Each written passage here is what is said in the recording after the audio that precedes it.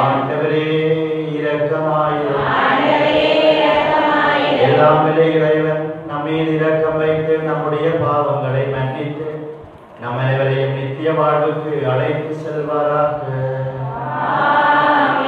செழிப்போமாக. இரக்கம் மிகுந்த இறைவா, எங்கள் வேண்டுதல்களுக்கு தயவாய் செவிசாய்த்திரளும். உம் திருமகன் இறந்தோரிடமிருந்து உயிர்த்தெழுந்தார் என்று நாங்கள் உறுதியாய் விசுவாசிக்கின்றோம்.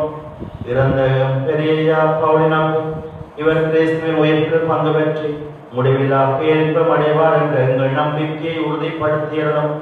உம்மோடு தூயாவின் ஒன்றிப்பில் இறைவனாய் என்றென்றும் வாழ்ந்து ஆட்சி செய்கின்ற எங்கள் ஆண்டவரும் உம் திருமகனமாகிய கிறிஸ்து வழியாக உம்மை மன்றாடுகின்றோம்.